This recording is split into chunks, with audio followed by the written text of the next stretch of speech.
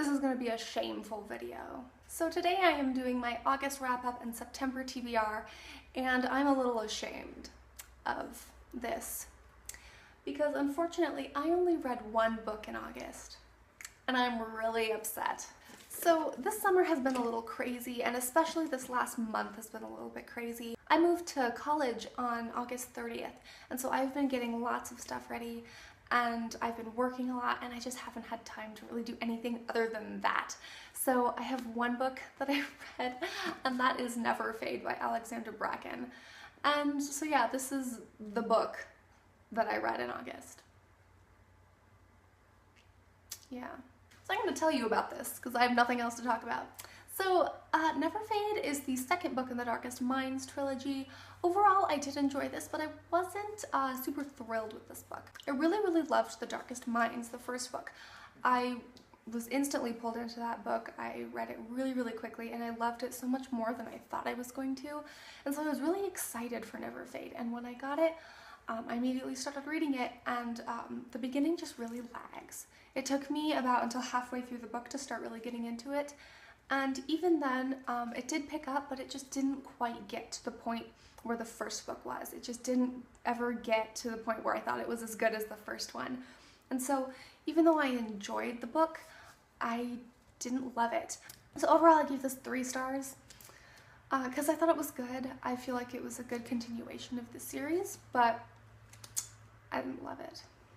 I also didn't really like Ruby's change in character. I feel like I really loved her in the first book. She's one of my favorite female protagonists in YA, and I didn't like her in the second book, and I don't know why. I feel like she just got a little snarky and annoying, and I was really unhappy with that because I really liked Ruby in the first book. So unfortunately I didn't like her a whole lot in the second book. So overall, it was a good read, but I do think it suffered from like the second book syndrome thing. I just didn't like it as much as the first one. I do want to read the third book in the series, so I will be reading that, but I hope it lives up to the potential that the first one did instead of the second one. And for my September to be read, I don't have anything at all. Yeah, I don't have anything that I am pressuring myself to finish, and here's why.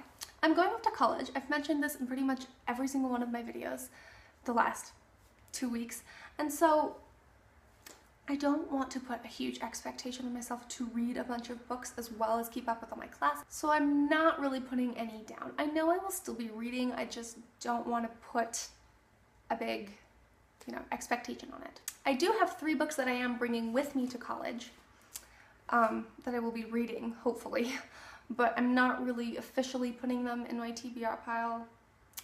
I don't know. I'll mention them anyway, even though I already went through this in my books I'm bringing to college video, if you've seen that. I'm going to be bringing Fangirl by Rainbow Rowell. I'm going to be bringing Miss Peregrine's Home for Peculiar Children by Ransom Riggs. And I'm going to be bringing Mr. Penumbra's 24-Hour Bookstore by Robin Sloan. And so hopefully I get some reading done in September. That would be awesome. But again, I'm not putting a whole lot of pressure on myself because I know I'm going to be really busy and really stressed out. So unfortunately, this video was kind of lame. I read one book in August, and I'm not really planning on reading a whole lot in September, so that kind of sucks.